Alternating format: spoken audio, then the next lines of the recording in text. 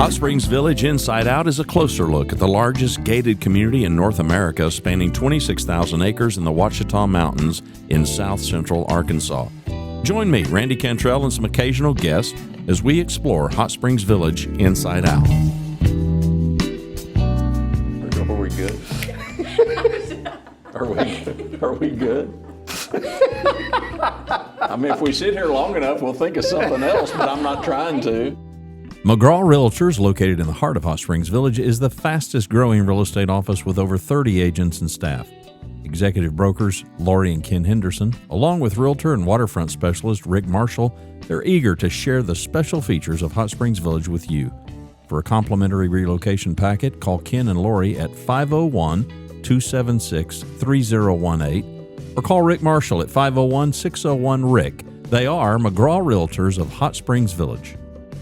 Renaissance Homes builds spec homes ready for sale and custom homes. Brandon Tedder and his team make the process easy. Renaissance Homes incorporates solid construction methods from the ground up. Brandon is a certified green builder. With a fixed price approach, detailed spec sheet, you'll know upfront how much it will cost. Every job has a dedicated project manager and an in-house design expert. From permitting to landscaping, Renaissance Homes is the preferred builder headquartered right here inside Hot Springs Village. My name is Darin, Landry, Superintendent of Fountain Lake School District. Our district is, we have about 1,200 students, K through 12, here in Hot Springs by the village. Half of the village is in our school district as our district lines are drawn. As far as what we have to offer at our school, elementary, we do a one-to-one with our students. The devices do not go home with our students. We have those in the classroom. Our teachers use the one-to-one iPads to enhance their lessons. It's not to the effect that our teachers just give them an assignment and they just sit there and do. Our teachers are up teaching, interacting with the kids, and this just enhances their lessons. We also are, it's very important to our school district that our kids are well versed in music, in art, in the STEM classes. So we start STEM classes in the elementary, and we progress those all the way through middle school and of course high school too. And our elementary building is K through 4. They transfer into the middle school, which would be 5th through 8th grade. 5th and 8th grade, again, we're one-to-one, same exact way of doing our elementary. It is to enhance the lessons of our teachers. Our middle school has classes we call project classes. Those project classes there are medical detectives where they're given a problem or maybe a crime scene, and they go in and try to figure out what happened to the individual. It combines every part of science, physics, chemistry, biology, all those in one class. We also have a cultures project class where our teacher brings different countries and cultures into the classroom. They also try the food of the different countries, just to kind of give our students a sight into the different cultures of the world, which is a very fun class. Through that, we all do K through 8 we have a thing we call PBIS, and basically it's a behavior type deal, and our kids get rewards on good behavior and doing things to help others or having good manners. So we're trying to mold and shape our students for the real world as when they go into the high school and get out of high school, just common manners, talking points, opening doors, saying thank you, you're welcome. All that is incorporated in our PBIS program, and that goes through K through 8th grade. As a student gets out of the middle school and transition into high school, we have a lot of great offerings. Concurrent credit classes. We have multiple concurrent credit classes. We have their face-to-face teaching, or we have online. We partner with National Park College to get our students as many concurrent credit courses or hours as they can. We also have a strong AP course curriculum that we use with our students. We also, we've partnered with National Park College, and we've partnered with Saline County Technical Center.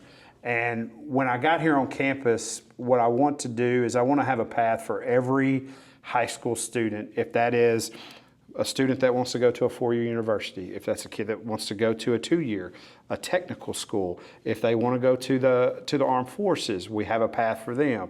If they want to go to the job force, we have a path for them. And that is incorporated in that Saline County and National Park sites, and we have our students AC, HVAC, electric, plumbing, automotive, computer engineering. All of that are all incorporated. I think we have, off the top of my head, I think there's about 14 different programs of study that our students have access to. That's awesome. And they go through the school day. They may go, if it's in the morning, they will leave first period and go out to Saline County or National Park and get that for 2 periods and come back. So that they're getting their credits and they're getting a job skill.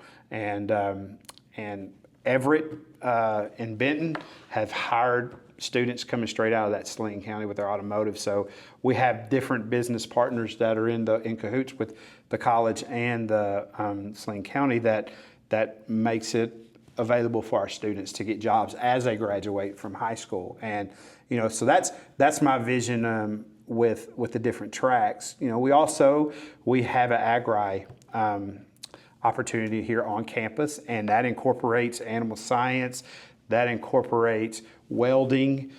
So when our kids go through our agri program, when they graduate, they're ready. They're employed coming straight out of the gate.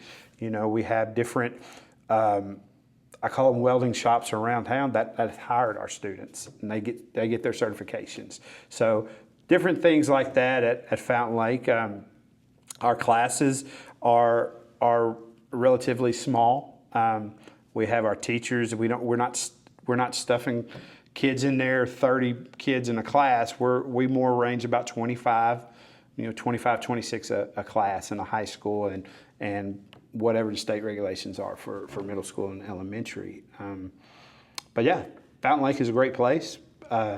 We try to keep getting better. We try to incorporate more programs. We also, while I'm thinking about it, we have a pre-education track for students that have they're thinking they want to go into education. So there's a track that we've partnered with Henderson State University. So this is our first year to do that. So they're going to take those classes, and they will automatically flip into Henderson and get into their education courses and be ready to hopefully we can grow our own teachers and bring them back to our school district. And then next year, some things on the front of it. On the forefront of next year is I'm looking for a sports medicine program that I'm applying for right now, and that will cover, sports trainer. That will cover physical therapy.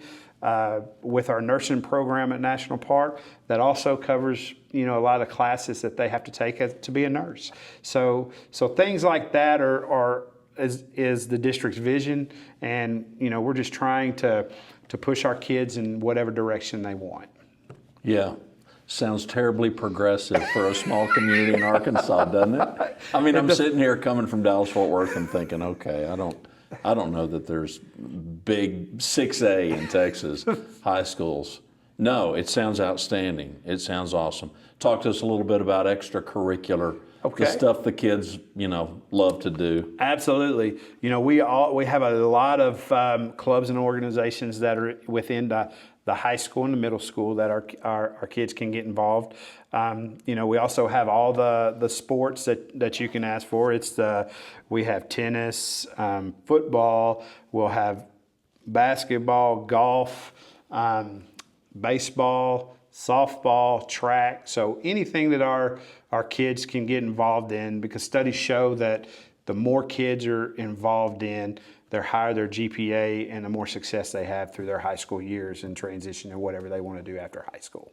Yeah, I talked to you before we hit record about some of the old folks in the village, you know, kind of playing the role of adopted grandparents and coming to the football games. Or I told him I wanted to come and see the girls play volleyball.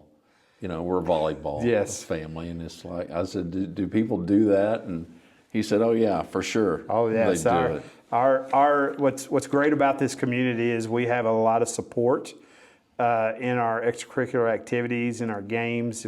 I mean, our gyms are packed, especially volleyball, basketball. It gets loud in there, and it's awesome. It's an awesome atmosphere. Football on Friday nights and Thursday nights when our junior high plays, our sides are packed. It's just an unbelievable atmosphere.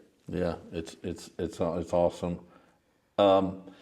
We're talking to people that are coming here, and they're not from here. They're not from anywhere around here. What advice do you have as far, you know, for the best assimilation for a student? And I get that it's not one size fits all. Oh, you know, absolutely. Some kids may struggle a little more than others, but as a longtime educator, what's your best advice? Well, my best advice is like, if you look at the school districts around here, all our school districts are great schools.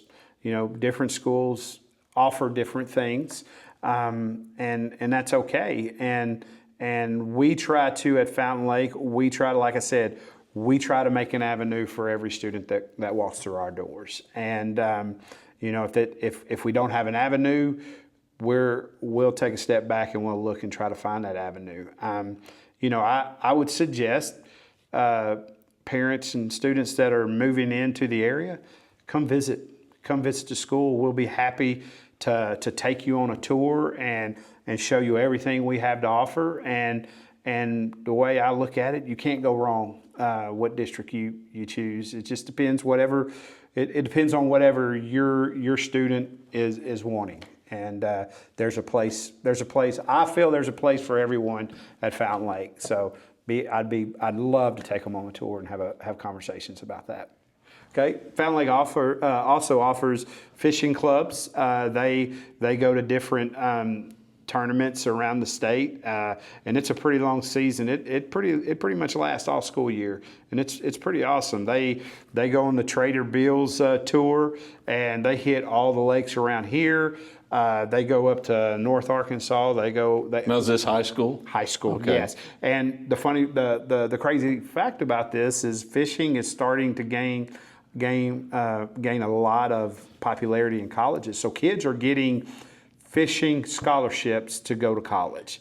And so we have that avenue. We also have an esports team, which Arkansas Activities Association has adopted that into their sports. I think it's been there about, want to be 6 to 7 years. And it's 2 seasons in 1 year. You have a fall season and a spring season. So the kids that are gamers that really like to get into video games and stuff, they compete against other school districts in the state, but they don't have to go anywhere. It's in our classroom. So they have 2 games a week. That's awesome. That's awesome. I'm old, but even for an old guy like me, that's awesome. That's awesome. Yeah, I learned the fishing club reminded me when we bought our house here, the opening day of deer season, you couldn't find anybody, and it's like, oh, it's a state holiday, and I'm like, what? I'm from Texas now. Yes. Guns are pervasive, but I'm like, I was completely unaware that we got. I don't know that it's an official state holiday, but it might as well be because everybody bails. A lot of schools figure their school calendar and have a fall break, and it's right around. Yeah, I learned that too. Yes, that's that opening. Yeah, opening day. Yeah, welcome to Arkansas. I love it. I think it's awesome. Okay, well, the super's got his emotional support animal. She's going to hate me, but there she is.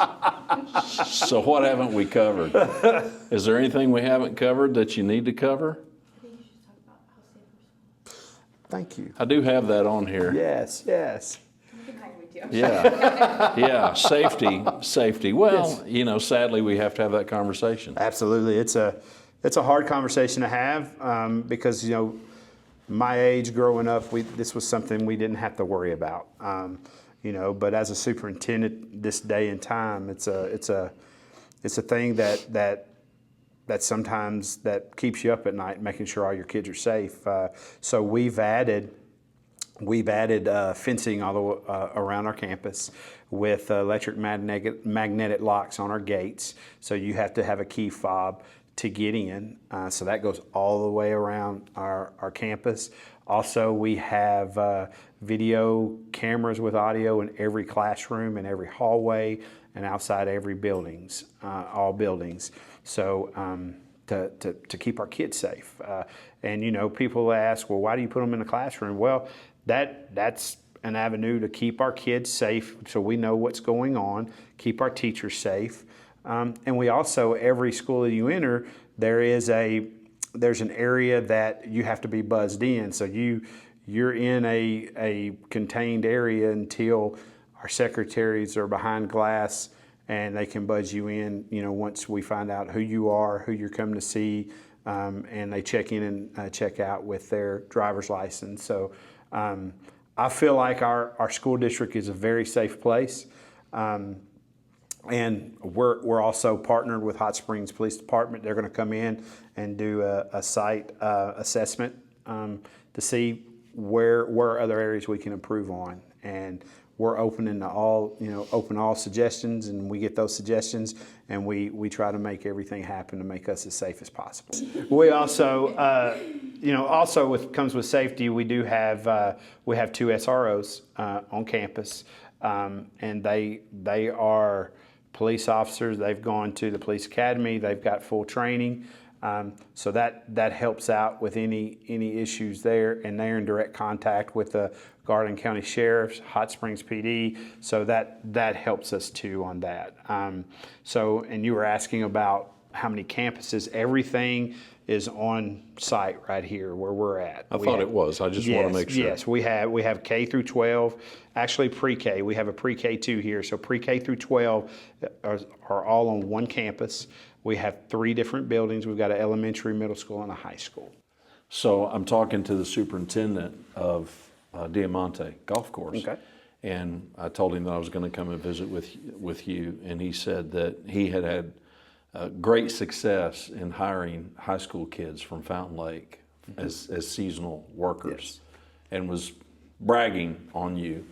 And as I was pulling away, I got to thinking about the people that I'm talking to that are watching the show, and the whole reason that I'm here is because of them, because they wanted to know. And I'm realizing that these people are coming from big cities, and not that big cities and suburbs of big cities don't have some culture and some feel, some school pride, and of course in Texas, football is yes, king. And so a lot of it revolves around sports. But as I was driving away from talking to him, his name is Will, I was thinking, just the sense of community pride and the sense of togetherness that you get in a smaller community like this is still very, very different than a suburb of a big city. I don't know. Share whatever you want to about that. Just by with our kids and our parents here, they're 100% involved in the school. And the great thing about it, if a student needs something, there's always a parent that's going to jump in and help. And that's what I've seen with this community. They once you come to Fountain Lake, you're part of the community, you're part of the family, and people will give the shirt off their back to help and give you pointers, and if you're having car trouble, we know somebody that will get your car taken care of. Go in there, they'll come up to school and work on your car. Our bus mechanic, he will stop what he's doing to take care of a student. And that's what's great about this community and this school is people want to take care of all our kids, and that is amazing, and you don't get that at other schools. I've come from a very large district in Texas, and I never had that. I didn't even know half of my class that I graduated with because it was so big, and That's not like that here. Every kid knows every kid, and what's awesome about it is no kid, you can walk in our cafeterias, and I don't ever see a kid sitting by themselves.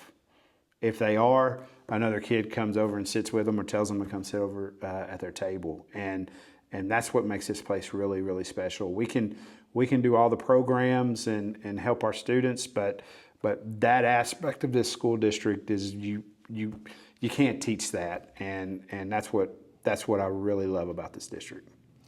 Let's talk about especially the financial diversity, and you and I visited about this when we had our Zoom conversation. I realize that Hot Springs Village is somewhat of a bubble. I get that. It certainly is from an adult perspective. But I continue to tell people, keep in mind that the majority of people who are even watching this have never visited the village yet. And I keep telling them, I said, there are people that can live on $1 million house on Lake Balboa, and there are other people that can live in an 800 square foot house that was built when the village first started. Yes. I just don't get any sense of class system. Yes. But I'm painfully aware that we are in an area where the financial diversity can be pretty drastic. Absolutely. And the impact that has, well, I'll share an anecdote. So we moved to Dallas-Fort Worth when my kids were in elementary school. Everybody's encouraging me to go to Plano, go to Plano, go to Plano. And I'm like, I'm not, no offense to Plano, Texas, but my kids aren't gonna turn 16 and expect a new BMW in the driveway. So we lived in what is affectionately called the mid-cities. It's the affordable side of the Metroplex. And my kids went to Trinity High School, which is a really diverse community. There are a lot of folks from Tonga who are there, who work for American Airlines at the airport. And they've got a great football team because these Tongans are mean dogs on the football field. Yes. But there is a real diversity of kids, and a lot of these kids that my kids went to high school with, I mean, they mostly had jobs. They weren't trust fund babies or any of that. Absolutely. Now that my kids are, in their 40s, they highly value that. Yeah, I mean, it was really important to them that they had, that they just had that connectivity.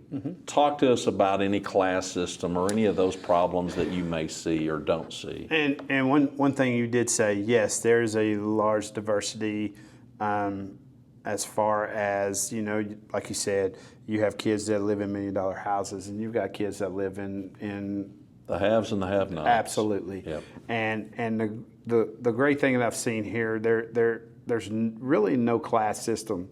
I think our kids get along. I think our kids help each other. We have parents that donate things to the school district to help our needy kids, and we've got free breakfast for all kids in the mornings.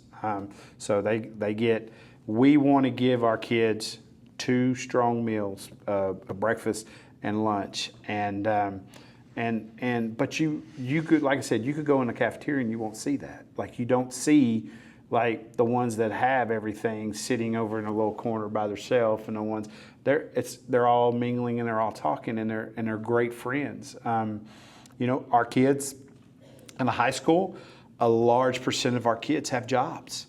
And the great thing about Hot Springs, and you go downtown as a resort city, like it's tourist. It's a tourist place, and our kids, 9 times out of 10, you go in the city and walk into a store, that's a Fountain Lake kid that's in there working, or at the golf courses in the village, or at the Crazy Tread right across the street here. Right. We have our kids that do, and those kids, like I said, the large percent of them are working. They're still involved in our athletics. They're still involved in our extracurriculars, and I think that's what our teachers and coaches, they work around schedules and try to, because we want our kids involved. And but you're exactly right.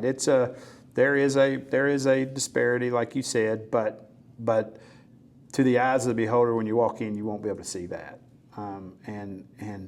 our kids, they get what they need. We get it to them, or a parent or a club or organization from the village helps.